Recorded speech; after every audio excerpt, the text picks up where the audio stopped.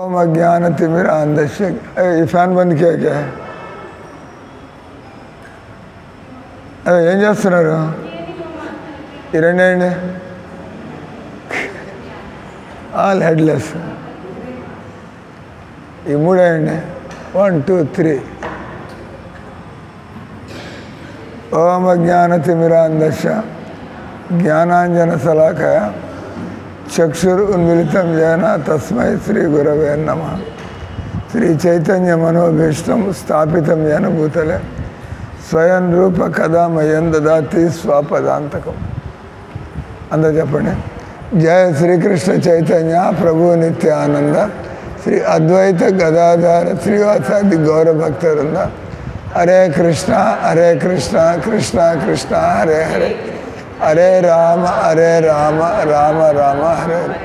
హరే కృష్ణ కృష్ణ కృష్ణ హరే హరే హరే రామ రామ రామ హరే హరే. ఇక్కడ చూస్తున్నారు మీరు, క్లాస్ అనగానే జనాలంతా పారిపోతూ ఉంటారు. కానీ మన దేవుడి గురించి వినకపోతే మనకి ఆయన పొందాలనేటువంటి కోరిక ఎలా కలుగుతుంది? దేవుడి యొక్క అవసరం కానీ దేవుడి యొక్క గొప్పతనం కానీ మనకి దేవుడు ఎవరని కానీ దేవుడితో సంబంధానికి ఏం చేయాలా, ఎందుకు మన దేవుడు వెనకాల పడాలా అని తెలియపోతే ఎట్ట తెలుస్తాయి? వింటే తెలుస్తాయి. సో అందుకే ఈ దేశం కొద్ది కాలంలో ముస్లిం దేశం అయిపోతుందంటే ఆశ్చర్యం లేదు. హిందువులంతా కూడా గొర్రెలాగా బతుకుతుంటే మనం వదిలేస్తే వాళ్ళ పద్ధతి బక్రీద్ అంటాడు, వాడు ఇదంటాడు అదంటాడు, అది చేసుకుంటూ పండుగలు మనమంతా కూడా ఈ టీవీలు చూసుకుంటూ మళ్ళీ మీ గొంతు కోసేప్పుడు తెలుస్తుంది వై హ్యాపెనింగ్ లైక్ దట్. అంటే మీరు ఏం చేసుకున్నారని మీ ధర్మానికి. అసలు దేవుడి గురించి తెలుసుకోవాలంటే లోతుగా జ్ఞానం ఉన్నటువంటిది వేదాల్లో దేవుడి గురించి విశదంగా అన్ని విధాలుగా దేవుడి గురించి జ్ఞానం ఉంది. భగవద్గీతని వేదాంతం అంటారు, గీతోపనిషత్తు అంటారు భగవద్గీతని. అంటే వేదాల సారాన్ని ఉపనిషత్తులు అంటారు. ఆ ఉపనిషత్తుల యొక్క సారం భగవద్గీత, దాన్ని గీతోపనిషత్తు అంటారు. అదేవిధంగా భగవద్గీతని వేదాంతం అంటారు. ఈ వేదాలని మనం భగవద్గీత చదివే ఓపిక లేకపోతే మీరు వేదాలు ఎక్కడ చదువుతారు? జనాలంతా కూడా అని అన్నాడు ప్రభుపాద, ఈ రోజుల్లో ఫిలాసఫీ సబ్జెక్ట్ ఉంటుంది, తర్వాత ఇండాలజీ స్టడీస్ అంటారు. ఎవరికి ఇంట్రెస్ట్ లే, ఏం చదువుకుంటే డబ్బులు సంపాదించొస్తారో చెప్పండి మాకు. ఎవరిని అడిగినా కూడా వాడు చదివేది మెకానికల్ ఇంజనీరింగ్, నేను ఐటీ కోర్స్ తీసుకుంటున్నా అంటే మెకానికల్ ఇంజనీరింగ్ వస్తే తుడుచుకుపోయింది. నేను అది చేసే ఉద్యోగాలు లేవు సార్, జీతం రాదు, ఎందుకు వచ్చిందా చదువు. అయితే మళ్ళీ దాన్ని మార్చుకుని ఒక 6 నెలలు ఒక కంప్యూటర్ కోర్స్ చేసి దానికి డిమాండ్ ఉంది, డబ్బులు సంపాదించుకో. ఈ రకంగా ఎవరు కూడా జీవితంలో మనం ఆనందంగా బతకడానికి ఏం చేయాలా, మనం మన అలవాట్లు సరి చేసుకోవాలంటే ఏం చేయాలా. సో మనం ఈ రోజుల్లో గొడవలు కదా, ముఖ్యంగా ప్రపంచం అంతా కూడా. ఫ్రాన్స్లో గొడవలు, వాళ్ళంతా ఈ దేశాన్ని ముస్లిం దేశం చేయమని చెప్పి, ఇంగ్లాండ్లో గొడవలు, భారతదేశంలో తయారవుతున్నారు. కొద్దిగా ఆ మోడీ గారు ఉండడం వల్ల పార్లమెంట్లో ఒక 100 మందిని దాటి ముస్లిం ఎంపీలు వచ్చారంట. ముస్లిం ఎంపీలు 70% హిందువులు ఉండేటువంటి భారతదేశంలో పార్లమెంట్లో 100 మంది ముస్లిం ఎంపీలు వచ్చారంటే మీరు ఆలోచించవచ్చు. మన హిందువులంతా కూడా పెళ్ళాం బిడ్డలు, బస్ మన పొలాలు, మన సంపాదన, దేశం ఎట్టపోతే ఆ తర్వాత ఇవి పోతాయి మీకు, అంతే కదా.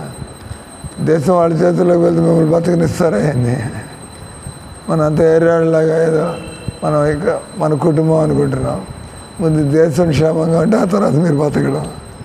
సో దట్ మీన్స్ దాని అంటే ప్రమాద గంటికలు కొట్టబడుతున్నాయి. ఆల్రెడీ 500 మందిలో 100 మంది ఎంపీలు ముస్లింలు అంటే ఆల్రెడీ అయింది. 1/5 of the country out of our hands, అంతే కదా. మెల్లిగా ఇంకా నెక్స్ట్ ఎలక్షన్స్కి ఎందుకంటే మనలాగా వాళ్ళు ప్రశాంతంగా ఉండరు. వాళ్ళు ఈ హిందువులు మనం చంపాలా, అది హిందూ దేశాన్ని మనం ఆక్రమించాలా, ఆ పద్ధతులు పోతున్నారు వాళ్ళు. కానీ హిందువులకి అంతే మీ మేడ మీద కత్తి పెడితే కానీ మీకు అర్థం కాదు. వాడెవడో చచ్చాడని వస్తే మనకేం కాలేదు కదా, అది హిందువు లేక. కానీ వాళ్ళు ఆలోచించారు, అక్కడ ఉండే హిందువుల మీద దాడి జరుగుతుందంటే వాళ్ళ సంఖ్య ఇక్కడ పెరిగితే ఇక్కడ కూడా జరుగుతాయి కదా, దాని అర్థం. సో వాటికి ముందు మనం హిందువులంతా కూడా సంఘటితమయ్యి హిందువులంతా కూడా చక్కగా హిందూ ధర్మం యొక్క గొప్పతనాన్ని తెలుసుకుంటే, హిందువులు ఎప్పుడు ముస్లింలకు ఎగనెస్ట్ ఏం కాదు. కానీ వాడికి తెలుసు అక్కడ మనం నేర్చుకోవాల్సింది ఏం లేదు. హింస నేర్చుకోవాలా, ఆవులు చంపడం నేర్చుకోవాలా, మనం బలవంతంగా ఆడాళ్ళని లేపుకుపోవడం నేర్చుకోవాలి. ఏం నేర్చుకోవాలి వాళ్ళ దగ్గర నుంచి? అంతే కదా, ఏం నేర్చుకోవాలా? చెత్త అంటే. కానీ వాడి బతుకు వాడిని చెప్పి మనం, కానీ వాళ్ళు అట్లా కాకుండా మన మీద అగ్రెసివ్గా వస్తుంటే జాగ్రత్త పడాలా లేదా? అంటే మనం మీరు అనుకుంటూ ఉంటారు భగవంతుడు మరి వాళ్ళు క్రూరులు, వాళ్ళు రాక్షసులు, మరి హిందువుల్ని భగవంతుడు ఎందుకు కాపాడటం లేదు? మన హిందువులాగా బతికితే కదా కాపాడడానికి. మాంసాహారం తింటారా? మాంసాహారం తింటారా?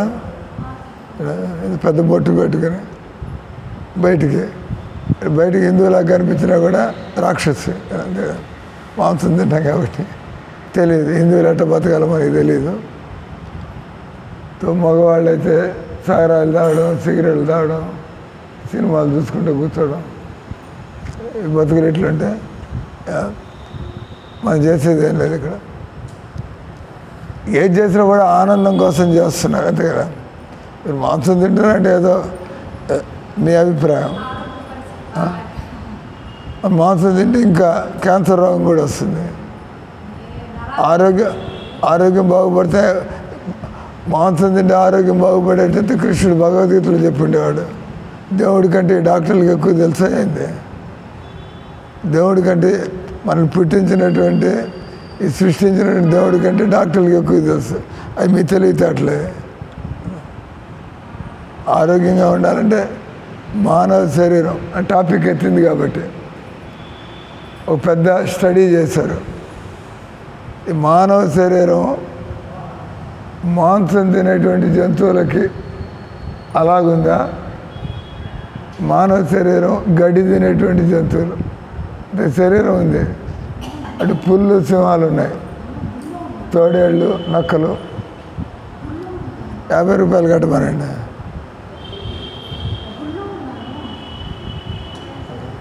బయటికి పంపించండి, నాన్ సెన్స్.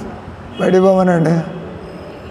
మందిరంలో ఫోన్ మోగితే 50 రూపాయలు కట్టాలి. ఇక్కడ ఏదైనా మార్కెట్ అయింది ఇది. ఎవడిది ఆయన ఫోన్ ఎత్తి, ఈయన ఫోన్ ఎత్తి, మాకేం పని లేదా అయింది ఇక్కడ. Common sense. మీ కాలేజీలో ఫోన్ రానిస్తారా? క్లాసులో కాలేజ్ క్లాస్ రూముల్లో క్లాస్ జరుగుతున్న ఫోన్ అటెండ్ అవ్వచ్చా? అవనిస్తారా? రానిరు. No phones inside. అవునా కదా? స్టూడెంట్ ఎవడికాడు ఫోన్ మాట్లాడి ఆయన క్లాస్ ఇచ్చేదండి. అక్కడ స్ట్రిక్ట్గా చదువుతారు. క్లాస్ రూమ్లోకి ఫోన్లు ఏం పర్వాలేదు, ఒక 50 రూపాయలు కట్టండి చాలు, గుర్తుంటుంది. మందిరంలో కూడా క్లాసులు జరుగుతున్నప్పుడు మీకు కామన్ సెన్స్ ఉంటే బయటికి పోయి మాట్లాడతారు. అంత తెలియదు అని ఇక్కడ క్లాస్ జరుగుతుంది, అమ్మ వస్తున్నా ఇక్కడ 8 అనాలైంది, ఇప్పుడు క్లాస్ ఆఫ్ చేసి కామన్ సెన్స్. అంటే ఏదైనా క్లాస్ జరుగుతూ డెకోరం అంటారు. ఈ మందిరంలో మందిరం కార్యక్రమం జరుగుతుంది, మనకేమన్నా పనులు ఉంటే బయటికి పోయి చేసుకోవడం. అంటే కదా ఎక్కడ కార్యక్రమం అక్కడికి ఇంపార్టెంట్. అక్కడ రాజకీయ నాయకులు అక్కడ సభ పెట్టుకుంటారు, నేను భజన చేస్తా అంటే నీకు భజన చేయడానికి ఈ స్టేజ్ సెట్ చేస్తుంది అంటాడు వాడు. మా ఏదో మేము జనాల తలకాయలు మార్చడానికి మా రాజకీయాలు కూడా మధ్య భజన ఒక స్టేజ్ చూడగా ఒక భజన చేయాలనిపిస్తుంది మాకు. కానీ వాడంత ఖర్చు పెట్టి జనాలు పోయి చేసి మటన్ బిర్యానీ పెట్టి వాళ్ళకి 300 రూపాయలు ఇచ్చి బస్సులు పెట్టి ఆ స్టేజ్ పెట్టింది నా భజన పెట్టడానికే అయింది. వాడి కార్యక్రమం ఇంపార్టెంట్, మాకు మా కార్యక్రమం ఇంపార్టెంట్. మీరు మందిరానికి వచ్చింది దేవుడి గురించి తెలుసుకోవడానికి, ఇక్కడ రాగానే ఇక్కడ కార్యక్రమాలు పాల్గొవాలి. అయితే మమ్మల్ని కూడా చెడగొట్టిన వాళ్ళు అవుతారు, అంతే కదా. మీరు అటాక్ చేయట్లేదు. పాయింట్ వచ్చి మాంసాహారం ఉందా, మాంసాహారం నీకేమైంది కానీ అది అడుగుతామండి. తులసమ్మ దగ్గర పోయి కూర్చోండి, అక్కడికి పోయి మీకోసం ఫ్యాన్లు కూడా కింద పడతాయి. ఫ్యాన్ ఫిక్స్డ్, అది మీరు పోయి ఫ్యాన్ కింద కూర్చోవాలి. వస్తుంది ఫ్యాన్ రమ్మంటే అక్కడికి. మీ హై స్పీడ్ ఫ్యాన్లు ఎప్పుడు వస్తున్నాయి?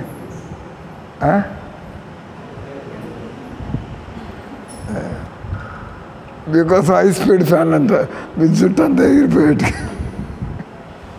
అని మాంసాహారం గురించి మాట్లాడుతున్నారు. ఒక పెద్ద అధ్యయనం జరిగింది. మానవ శరీరం మాంసం తినే జంతువుల నిర్మాణానికి దగ్గరగా ఉందా? దగ్గర అంటే అంటే ఇటు పెట్టింటాడు, ఇటు వచ్చి కూర్చోలేమైనా. మానవ శరీరం మాంసం తినే జంతువులకి దగ్గరగా ఉందా నిర్మాణం? ఈ గడ్డి తినే జంతువులకి దగ్గరగా ఉందా? చేసి వాళ్ళు ఒక 50 కారణాలు చెప్పారు. మానవ శరీరం మాంసం తినడానికి అనుకూలంగా లేదు, మానవ శరీరం శాకాహారం తినడానికి అనుకూలంగా ఉంది. ఇక్కడి నుంచి 4 దగ్గర నుంచి తీసుకుని వాడు కింద వెళ్ళేదాకా, అంతే అక్కడే ఆహారం పనిచేసేది. డైజెస్టివ్ సిస్టమ్ నోట్లో పెట్టడం నుంచి బయటకు వచ్చేదాకా అది మాంసాహారం తింటే మంచిదా, శాకాహారం తింటే మంచిదా అనే పళ్ళు ఉన్నాయి. ఈ మాంసం తినే జంతువులకి చీల్చుకొని కదా మాంసం జంతువులు చంపి అంటే ఈ పళ్ళు ఎక్కువ ఉంటాయి వాటికి. మనకి వెనక పళ్ళు ఎక్కువ ఉన్నాయి. మనకి 4 సెట్లు అంటే 4 4 16, 32 పళ్ళల్లో 16 పళ్ళు నవిలు తినడానికి, తిక్కడానికి ఏం కాదు. ఏదో 1-2 మీలాంటి వాళ్ళకి ఎవడో మాంసం తినడానికంటే అవకాశం వేయడానికి కొద్దిగా. కానీ ఎక్కువ మన దంతాల యొక్క అరేంజ్మెంటు నవిలు తినడానికి, అంతగా వండుకుని నవిలు తినడానికి. రెండోది లాలాజలం అంటారు కదా, నోట్లో రకరకాల జలాలు వస్తాయి ఈ శరీరంలో. నోట్లో ఒక రకమైన జలం, కడుపులో ఒక రకమైన జలం, కొద్దిగా దిగితే ఇంకొద్దిగా రకరకాలు. సో దీన్ని టయాలిన్ లేదా లాలాజలం అంటారు, ఇంగ్లీష్లో టయాలిన్ అంటారు, నోట్లో లాలాజలం. అది మాంసం తినడానికి అనుకూలంగా లేదు, ఎందుకంటే బాగా డైల్యూటెడ్గా ఉంటుంది. మాంసం బాగా concentrated food, high protein food అది కదా. అంటే మన నోటికి అది అనుకూలమైన ఆహారం కాదు, డైజెస్ట్ చేసుకోలేదు. ఆ తర్వాత కిందకు వస్తుంది. కడుపులో ఆహారం ఎక్కువసేపు నిలబడితే కుళ్ళిపోతుంది. ఈ మాంసాహారం అరగడానికి ఎక్కువ గంటలు పడుతుంది. అందుకే వాళ్ళు సారాయితో పాటు తింటారు. ముక్క మందు పక్క, అంటే ఆ సారాయి బాగా యాసిడ్, అప్పుడు కానీ ఆ మాంసం అరగదు మనకి. అందుకే కాంబినేషన్ వాడు తినేది. వాడు చేస్తాడు, చికెన్ లెగ్ ఒక ప్లేట్ తీసుకురారా అని చెప్పి ఒక క్వార్టర్ మీ వాళ్ళు తాగుతారని నవ్వుతున్నారు. మీ ఇంట్లో వాళ్ళు తాగేవాళ్ళు అయింది ఎవరు మరి నవ్వుతారండి. వాళ్ళు బతుకంతే. అది రెడ్లు నాయుళ్ళు అంతా కూడా కూర్చున్నారు. అదే ఎంజాయ్ చేయడం అంటే వాళ్ళు మందిరానికి వెళ్ళి డ్యాన్సులు చేయాలా, ఇక పాటలు పాడుకోవాలా, ఇక ప్రశాంతంగా. This is real enjoyment. అక్కడికి వెళ్ళి సారా గబ్బు కొడుతూ ఉంటే అంతా దుర్మార్గులు అంతా చూడితే పిచ్చి రాజకీయాలు మాట్లాడుకుంటూ ఏం పనికి వస్తుంది? ఈ లోపల వాడే వచ్చి బాంబు వేస్తాడు మీ మీద, పోతారు, అంతా పోతారు అక్కడి నుంచి. నేను ఇటు బతుకుతుంటే సారాయి తాగి మత్తులు పడి ఉంటే వాడు చేసేది అదే పని కదా. ముస్లింలు సారాయి తాగరు, మీకు తెలుసు తెలియదు, ఎక్కువ మంది హిందువులు తాగుతారు. తర్వాత ఇంక కిందకి వెళ్తే పేగులు, ఇది చూడడానికి మనకేం కనబట్టలా. డాక్టర్లను అడగండి, మీ పేగులు తీస్తే అది మీ శరీరం ఎన్ని అడుగులా? 5 అడుగులా? నువ్వు 5.5. ఆయన 5.5 మధ్యలో ఉంటాడు ఆయన. తెలుస్తుంది. జనాలు మరుగుజ్జులా తయారవుతుంటుంది కలికాలంలో. మన ఆహారం, మన లైఫ్ స్టైల్, దానిలో పస్సేం ఉండదు. మెల్లిమెల్లిగా జనులు పనికి రాకుండా ఇటు తయారవుతుంటారు జనాలు, పొట్టిగా అయిపోతూ ఉంటారు. మీరు 5 అడుగులు ఉన్నారనుకోండి, 5 అడుగులు ఉంటే మీ పేగులు మీ శరీరానికి 6 రెట్లు ఎక్కువగా ఉంటాయి. అంటే 5 6 30 అడుగులు ఉంటాయి మీ పేగులు తీసి, చుట్టలుగా ఉంటాయి లోపల. తినగా చేశారంటే ఎన్ని అడుగులు అంటే 6 ఇంతలు. 5 అడుగుల శరీరం అయితే మీ పేగులు పొడుగ్గా చేస్తే అది 30 అడుగులు ఉంటాయి. ఈ 30 అడుగుల్లో మాంసాహారం ఉందంటే కుళ్ళి పుండ్లు పడి మీకు క్యాన్సర్ రోగాలు వచ్చి, ఇంటెస్టైనల్ క్యాన్సర్, కొలోనిక్ క్యాన్సర్, పెద్ద పేగులు అంటారు కోలాన్ అంటే. అక్కడ ఇంకా ఎక్కువ అంత పెడుచుకట్టుకుపోతుంది తెలుసు కదా.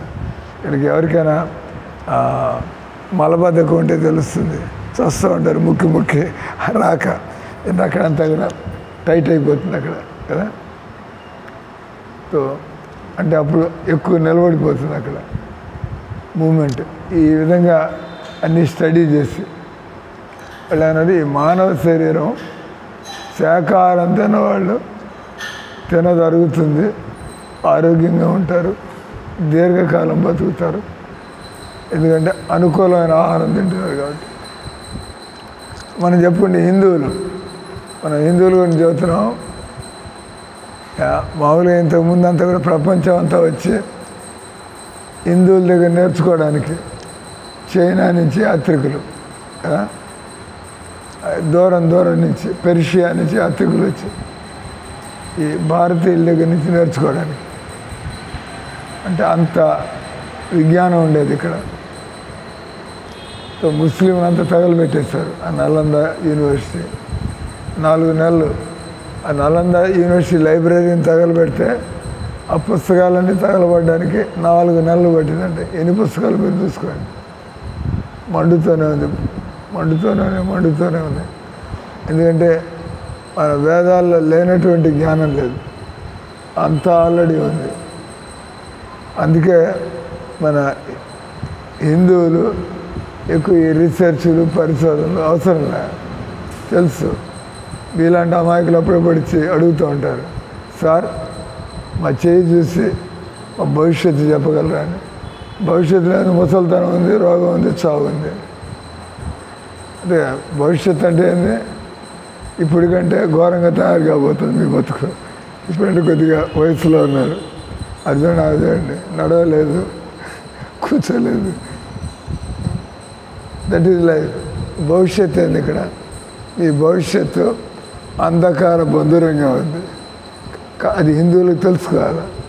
కానీ మీరు ఒళ్ళు మర్చి ఆరోగ్యం బతకడం కూడా చేత కాదు, మీరు ఇంకా చావడానికి ఎంత తయారవుతారు కదా. కాబట్టి హిందువులు అంటే అది ఒక వే ఆఫ్ లైఫ్. హిందువులు అంటే వాళ్ళకి ఆత్మ అంటే తెలిసి ఉండాలా, ఆత్మకు చావు లేదని తెలిసి ఉండాలా. కాబట్టి మనం మళ్ళీ జన్మలు ఎత్తాలా. మనకి కర్మల్ని బట్టి మన అంటే నువ్వు నల్లగా ఎందుకు పుట్టావు, నువ్వు తెల్లగా ఎందుకు పుట్టింది, నువ్వు మగాడిగా ఎందుకు పుట్టావు, ఆడదానికి ఎందుకు పుట్టింది, ఇండియాలో ఎందుకు పుట్టావు, ఏదో కారణం అన్నిటికీ. కారణం లేకుండా ఏది జరగదు, దానికి కారణం ఉంటుంది.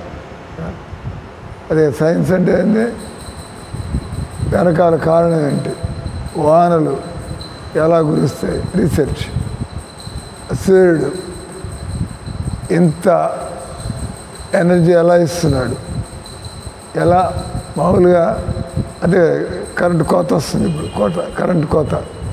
ఎందుకంటే ఈ సమ్మర్లో ఖర్చు ఎక్కువ ఉంటుంది, సప్లై లేకపోతే కరెంటు కోత, కరెంట్ లేకపోతే కోత కాకపోతే ఇంకేం చేస్తారు, ఏం చేస్తారు. అంటే ఎనర్జీ ఉంటే కానీ నడుస్తాడు. మరి సూర్యుడు అంతులేని ఎనర్జీ, అది కొద్దిగా కూడా కాదు. ఎన్ని ఏళ్ల నుంచి ఎంత ఎండలు వస్తూ ఉంటాయి, అదట నడుస్తుంది అక్కడ. మన కట్టెలన్నీ అయిపోతున్నాయి, మన బొగ్గులన్నీ అయిపోతున్నాయి, మన పెట్రోల్ అయిపోతుంది, లేకపోతే రేట్లు ఎందుకు పెరుగుతున్నాయి. నేను మీ వయసులో ఉన్నప్పుడు పెట్రోలు 16 రూపాయలు మోపేళ్ళు తిరిగేవాడిని కురుక్షేత్ర. నేను 28 ఏళ్ళప్పుడు కురుక్షేత్రంలో ఉండేవాడిని. అప్పుడు నేను మోపేళ్ళు తిరిగేవాడిని. అప్పుడు నేను పెట్రోల్ నేను కొనేవాడిని 16 రూపాయలు. ఇప్పుడు 100 రూపాయలకు వచ్చింది. ఎన్ని రేట్లు పెరిగాయి, 16 ఎక్కడ, 100 రూపాయలు ఎక్కడ, 110 కదా. అంటే సప్లై లిమిటెడ్గా ఉంది, డిమాండ్ ఎక్కువగా ఉంది, కాబట్టి రేటు పెంచారు. అంటే ఏంది, ఎనర్జీ డిప్లీట్ అవుతుంది, ఎనర్జీ అయిపోతుంది. కానీ మనుషులకి అవసరాలు అలాగే ఉంటాయి కదా. సో మనకి భోజనం, ఆహార పదార్థాల రేట్లు ఎందుకు పెరుగుతాయి, జనాభా పెరుగుతుంది కానీ ఆ రకంగా పంటలు పెరగటం లేదు, మరి రేట్లు పెరిగిపోతాయి. పేదవాళ్ళు బతకలేరు, అన్నీ కొనుక్కునే అంత ఆదాయం లేదు, రకరకాల సమస్యలు. అంటే హిందువులకి అన్నీ తెలియాల. హిందువులు అంటే ఎందుకంటే మన దగ్గర భగవంతుడి ఇచ్చినట్టు భగవద్గీత ఉంది. భగవద్గీతని దాన్ని ఏమంటారు, book for prosperity, book for piece, book for happiness. మనకి సమృద్ధిగా బతకాలంటే మనం భగవద్గీతలో భగవంతుడు చెప్పినట్టు బతకాలి. భగవంతుడు చెప్పినట్టు బతికితే ఇవ్వాల్సిన బాధ్యత కూడా అయింది. భగవంతుడి దగ్గర లోటేం లేదు. మీ తలకాయ ఎత్తి పైన చూస్తే ఈ సృష్టి ఎంత పెద్దదో మీకు అర్థమవుతుంది. ఈ బిల్డింగ్ దాటి రోడ్డు మీద నిలబడి తలకాయ పైకి ఎత్తి చూడండి, ఇది అంతా ఇంత సృష్టి అయింది ఇది. కాబట్టి దేవుడి సృష్టిలో లోటేం లేదు, అవునా కదా. ఇది చాలామైన సృష్టి, ఏ మనిషి ఊహించలేనటువంటి సృష్టి ఇది. ఎవడు ఇప్పుడు దాకా ఈ సృష్టికి అంత ఎక్కడైనా ఉందా, ఎవరైనా కనుక్కున్నారా? ఏం సార్, ఈ సృష్టికి అంతు ఎక్కడుందని ఏమన్నా రాకెట్లో వెళ్ళి చూసి వచ్చాడే అయింది. ఉదాహరణకి మీరు నెల్లూరు చెరువులో మీరు పడవ ఎక్కుతారు, పోతూ ఉంటే అవతలొడ్డు వస్తుంది కదా. అవతలొడ్డు వస్తుందా లేదా, రావాలా? నేను అంత పెద్దదేం కాదు ఇది. సముద్రంలో కూడా పోతూ ఉంటే మళ్ళీ అవతలొడ్డు వస్తుంది. మరి ఆకాశంలో పోతూ ఉండండి మరి పెట్రోల్ కుప్పకూలు దస్తాడు తప్పితే అయిపోయింది. ఇంకెక్క చూడే పోతూ ఉంటారు. బ్రహ్మ సమితిలో ఒక శ్లోకం వస్తుంది. ఏంది, బ్రహ్మ సమితిలో మునిపొంగవానాం సోప్యస్య ప్రపంచ అవిచింత తత్వే గోవిందం ఆదిపురుషం తమహం భజామి. బ్రహ్మదేవుడు చెబుతున్నాడు. ఈ బ్రహ్మదేవుడే సృష్టించింది, సృష్టికర్త బ్రహ్మదేవుడు. ఆయన చెబుతున్నాడు ఈ భగవంతుడి యొక్క గొప్పతనాన్ని తెలియజేయడానికి. పంతస్తు కోటి శతవత్సర సంప్రగమ్య, కోటి శతవత్సర సంప్రగమ్యం, 1,000,000 సంవత్సరాలు మీరు కాంతి వేగంతో, అన్నిటికంటే వేగమైనటువంటిది కాంతి, ధ్వని కంటే కూడా కాంతి వేగంతో మీరు 1,000,000 సంవత్సరాలు ప్రయాణం చేసినా కూడా ఈ భౌతిక జగత్తు యొక్క అంతాన్ని, అంటే అంతం ఉందంటున్నాడు. అంటే మనుషులు ఎప్పుడు కూడా వాళ్ళ వాహనాలతో, వాళ్ళ ట్రాన్స్పోర్ట్తో, అంటే మన దగ్గర ఆ టెక్నాలజీ ఎప్పుడు వచ్చే అవకాశం లేదు. మీ విమానాలు మధ్యలో ఇక్కడి నుంచి అమెరికా పోవాలంటే మధ్యలో లండన్లోనో దుబాయ్లోనో ఆగాలి, అది పెట్రోల్ అయిపోయింది, మళ్ళీ పెట్రోల్ పోసుకోవాలి అక్కడ, అవునా కదా. ఎక్కడ విమానం ఎక్కితే తిరుగుతూనే ఉండొచ్చు, అటెండ్ తిరగేస్తారు.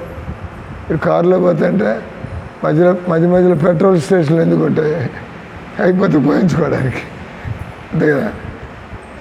కాబట్టి 1,000,000 శతవత్సర సంప్రగమ్యం, మీరు 1,000,000 సంవత్సరాలు కాంతి వేగంతో పోయినా కూడా మీరు ఈ భౌతిక జగత్తు సృష్టిని మీరు అంతాన్ని చూడలేరు. కానీ అంతం ఉందంటున్నాడు. ఈ భౌతిక జగత్తు దాటిన తర్వాత ఆధ్యాత్మిక జగత్తు, అంటే దాన్ని వైకుంఠం అంటాం. వైకుంఠం అంటే మన ఈ ర్యాకెట్లతో, విమానాలతో, దానికి ఏంది పద్ధతి? యోగా అంటే భగవంతుడు ఏ విధంగా చెబుతున్నాడో ఆ పద్ధతిలో మనం పోవాలి. భగవంతుడు ఏమంటాడు, నువ్వు చంద్రుడి మీద పోవాలంటే నువ్వు ఈ విధంగా నువ్వు నియమాలు పాటించాలా. ఉదాహరణకి మీరు స్వర్గలోకాలకి పోవాలంటే మాంసం తినడం ఆఫ్ చేయాలా, సారాయి తాగడం ఆఫ్ చేయాలా, మీరు దేవుడిని ఆరాధించాలా. దేవుడిని ఆరాధించి దేవుడు ఎవరో తెలుసుకోవాలా. దేవుడు ఎవరు తెలిసిపోతే ఏమన్నా అయ్యప్ప స్వామిని పూజిస్తావా, వెంకయ్య స్వామిని పూజిస్తావా, సాయిబాబాని పూజిస్తావా, అందరినీ పూజిస్తావా? అందరూ ఏమైనా దేవుళ్ళ అయింది? Everything is there. కాబట్టి హిందువులు అంటే మనకి యూనివర్సిటీల్లో ఎన్ని డిపార్ట్మెంట్లు ఉన్నాయో MIT అంటారు. MIT అంటే మిచిగాన్ ఇన్స్టిట్యూట్ ఆఫ్ టెక్నాలజీ. మన IIT Indian institute of technology, nothing. Indian IIT కోతిలాగా MITని అనుకరించడం కొద్దిగా, వాడేదో MIT పెట్టేశాడు, మనం IIT పెట్టుకుందాం అంటే వాడి ముందు మనం వెరీ స్మాల్. అంటే అమెరికా వాడి ముందు. ఇప్పుడు మోడీ గారు వచ్చిన తర్వాత కొద్దిగా అది కూడా ఆయన ఎట్లా చేస్తున్నాడు, హిందూ అవడం వల్ల, ఆయన పక్కా హిందూ అవడం వల్ల దేవుడిచ్చిన శక్తి. అట్లా పైకి రావాలి. హిందువులు యోగులయ్యి తపస్సు చేసి వాళ్ళు శక్తులు పొంది, మోడీ ఎక్కడికి పోయినా కంట్రోల్ చేస్తున్నాడు లేదు జనాన్ని. విదేశాల్లో పోయారంటే జనాలంతా, వాళ్ళంతా గొడ్డు మాంసం తినే రకాలు, మోడీ ముందు వాళ్ళే నిలబడతారు. సార్ అని నిలబడాలి. ఆయన అక్కడికి పోయాడు, అమెరికా పోయేప్పటికి నవరాత్రులు, వాళ్ళంతా షాక్ అయ్యారు. నవరాత్రులు మోడీ గారు ఆ 9 రోజులు నిమ్మరసం మాత్రమే తాగుతాడు, తేనె నిమ్మరసం. వాళ్ళ జీవితంలో ఎప్పుడు చూడాల ఓ మనిషిట 9 రోజులు ఒకటి నిమ్మరసం తాగి బతుకుతాడని అర్థమైంది మోడీ గారు అంటే. ఎనివే పాయింట్ వచ్చి, హిందువులు మేల్కొన్నట్లయితే ఈ భగవంతుడు, టైం అయింది, 1 నిమిషం అయింది, విషయాలు చాలానే ఉన్నాయి. హిందువులు ఎవరు మోడీ గారిని ఎన్నుకోలేదు, ఒకటి అంతే, అందుకే పోయింది. ముస్లింలు ఒక్క ఓటు కూడా ఇడిపోనీలేదు, క్రిస్టియన్లు ఒక్క ఓటు కూడా. మీడియా వాళ్ళు deadly against, China, Pakistan, America deadly against మోడీకి. అయినా కూడా మోడీ మొత్తానికి సాగు తప్పి కన్ను లొట్టబోయి వచ్చాడంటే దాన్ని కృష్ణా ఫ్యాక్టరీ అంటాడు. భగవంతుడు ఈ హిందూ యాదవులకి ఒక అవకాశం ఇస్తున్నాడు. ఒరేయ్, నేను మళ్ళీ ఇంకో అవకాశం ఇస్తున్నాను. హిందువులు ఎవరు ఎన్నుకోవాలా, అయినా కూడా వచ్చాడంటే దాన్ని కృష్ణా ఫ్యాక్టరీ అంటారు. God factor, factor God. అంటే భగవంతుడు హిందువులకు ఒక ఆఖరి అవకాశం ఇస్తున్నాడు. మీరు మర్యాదగా హిందువుగా బతకడం అంటే ఏంటో తెలుసుకోండి, మీరు సుఖపడండి, మీరు ఇతరులకు మేలు చేయండి, లేదంటే మీరు వద్దంటే దేవుడు క్లోజ్ చేస్తాడు, చాప్టర్ క్లోజ్. మాకు ఓ కృష్ణుడా ఓ రాముడా మీరు అక్కర్లేదు, మీ భజనలు అక్కర్లేదు, ఆల్ రైట్, ఇంక గొంతులు గోయించుకోండి, అంతే కదా. అంటే ఇప్పుడు పోలరైజేషన్ అంటారు. పోలరైజేషన్ అంటే ఇప్పుడు తెలిసిపోయింది, ఈ దేశం ముస్లింలు ఆక్రమిస్తారా లేదా హిందువులు ఇక్కడ ఉండగలుగుతారా, క్లియర్ సమీకరణలు జరిగిపోతారా అని. దీనిలో ఎవరు యాక్టివ్గా స్మార్ట్గా ఉంటారా? ఇప్పుడు ఆఖరిలో ఈ విషయం చెప్పి, రాజకీయాల్లో గెలవాలంటే మీరు అబద్ధాలు చెప్పాలా, కబుర్లు చెప్పాలా, అధ్యాయాలు చేయాలా. కానీ గెలిచిన తర్వాత ఏం చేస్తారు? గెలిచిన తర్వాత ప్రజలకు మేలు చేయడానికి రాజకీయాలు చేశారా, మన కుర్చీని సేఫ్టీగా ఉంచుకోవడానికి రాజకీయాలు చేస్తారు, అంతే కదా. ఇంతమంది ప్రజల మీద గెలవాలంటే రాజకీయాలు చేయాలి. కానీ లోపల ఉద్దేశం ఏంటి? ఒక హిందూ అయినటువంటి వాడు అతని ఉద్దేశం ఏమైనా మనం ఒకరోజు చావక తప్పదు, ఒకరోజు మనం చేతగాని వాళ్ళకి మంచంలో పడక తప్పదు. కాబట్టి మనం ఎదిగి మనం ప్రపంచానికి ఏదో ఒక మంచి పని చేసిపోవాలి. అదేంటి? దాన్ని ఆత్మానందము, ఆత్మ సాక్షాత్కారము, భగవత్ ప్రేమ, ఇవన్నీ టాపిక్స్ హిందువులకి. సో ఎవరు ఈ విషయాలు ఇంట్రెస్ట్ తీసుకుంటున్నారు? క్లాస్ అప్పుడు వచ్చింది ఒక 70-80 మంది వచ్చారు, ఒక 100 మంది. క్లాస్ అనగానే అంత పారిపోవడం ఇక్కడి నుంచి. అంటే వింటే మీకు తెలుస్తుంది నేను ఎంత నీచంగా బతుకుతున్నాను. నేను హిందూ అని చెప్పుకోవడానికి సిగ్గుపడాలా, నాకు విషయాలు తెలీదు, ఆచరణ లేదు, ఎందుకు మన బతుకు? అంటే పుస్తకం తీసుకోండి, by living you take a small book, follow it up, సరేనా? వెళ్ళే పుస్తకం తీసి చదువుతానండి. భాగవతంలో వస్తుంది, భాగవతంలో ఎన్ని జన్మల నుంచి పుణ్యాలు మనం తపస్సు చేస్తే భారతదేశంలో జన్మ దొరుకుతుందంట. కానీ మన సాంగత్యం, ఆ చదువులు, ఆ వ్యక్తులు మళ్ళీ అంతా మర్చిపోయి మనం వాళ్ళలాగా నీచంగా తయారవడం. అంటే ఎప్పుడైనా కూడా జాగ్రత్త లేకపోతే పడిపోతాం. Hare Krishna Hare Krishna Krishna Krishna Hare Hare, Hare Rama Hare Rama Rama Rama Hare Hare. Take some book.